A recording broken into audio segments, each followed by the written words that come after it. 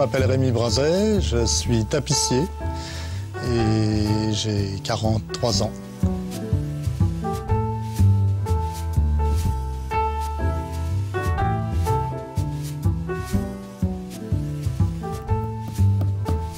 J'ai repris une entreprise familiale, donc nous sommes tapissiers, ce qui veut dire que nous confectionnons des rideaux, des tentures, nous regarnissons des sièges.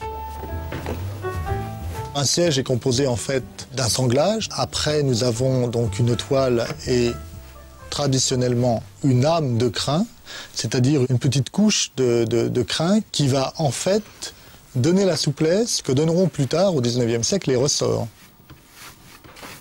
Par-dessus cette couche de crin, nous aurons une toile et à nouveau là une grosse masse de crin et ensuite elle est piquée donc avec des carrelets qui sont des grandes aiguilles courbes et qui viennent donner sa forme au crin. Ça c'est la partie piquage qui elle va déterminer la forme générale du siège. Et la forme en fait, elle n'est jolie qu'à partir du moment où notre travail n'apparaît plus.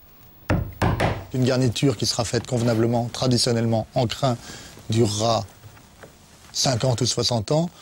Une garniture qui sera bâclée, le premier jour, elle aura la même allure, et 5 ans plus tard, elle sera à refaire.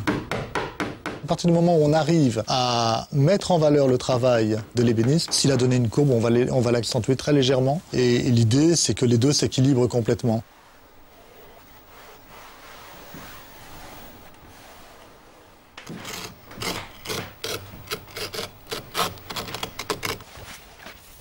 Les motifs, on essaye toujours de les placer, c'est vraiment au cas par cas, en fonction de la forme du siège.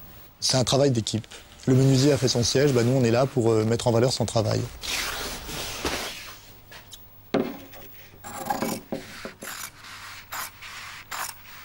Le bois enrobé de tissu, ça c'est vraiment intéressant parce que la facilité, ce serait vraiment de tendre un tissu par derrière. Ça prendrait une demi-heure. Et là, on va passer une journée et demie à préparer ces montants. On préfère reproduire ce qui était fait toujours à l'origine, c'est-à-dire ces montants gainés de tissu. Là encore, transmettre toujours ce que l'on faisait il y a 200 ans. Alors on va présenter la tapisserie du dossier, qui va être ça. En tapisserie pure, que si on a placé sur un siège une tapisserie ancienne, le choix est très limité parce qu'on sera obligé de respecter le choix qu'avaient fait les gens du 18e, ce qui n'est pas inintéressant, puisqu'en fait on est sûr de reproduire exactement ce qu'eux ont voulu au 18e. C'est bien, parce que ça va bien donner la forme en haricot qu'on souhaite. Oui. Donc ça c'est parfait. On préfère vraiment défendre les qualités traditionnelles et rechercher même des matériaux anciens. C'est-à-dire que même dans les toiles qui sont à l'intérieur des sièges, on trouve intéressant de retrouver les termes anciens, de retrouver les textures anciennes. Nous, tapissiers, on travaille après un ébéniste, après un doreur. Et finalement, c'est ça l'artisanat. C'est toute une chaîne de personnes qui développent un savoir-faire et un amour de l'objet pour le magnifier.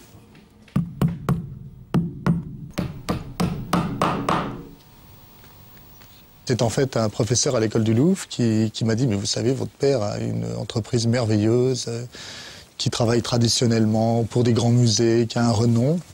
Et après lui, il y a personne. » Je me suis posé la question, je me suis dit « Mais après tout, c'est peut-être bien de reprendre cette maison qui est une belle maison. » Et il est très important justement de transmettre le savoir-faire.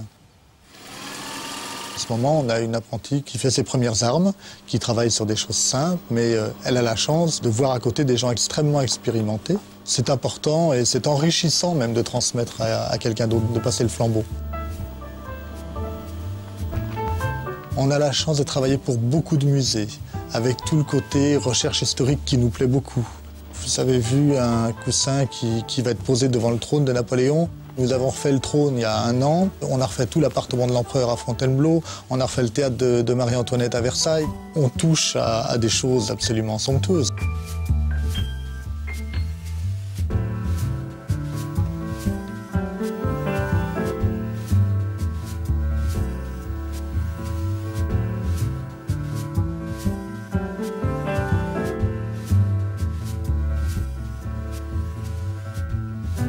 Le contemporain m'intéresse, et ce qui m'intéresse aussi, c'est que justement des personnes qui ont quelque chose de contemporain à nous demander ne nous fichent pas dans le passé. Parce que quand j'essaye de défendre le beau on l'a dans l'ancien et on l'a dans le moderne.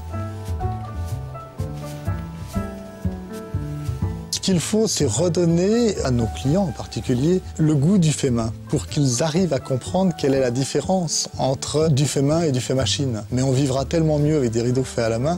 C'est comme si vous disiez à une femme, est-ce que la haute couture est essentielle? Voilà, elle aura beaucoup plus de plaisir à porter une robe de haute couture qu'à porter une robe d'un magasin de grande surface, quoi. C'est la même chose et c'est ça, c'est vraiment se délecter du plaisir du beau.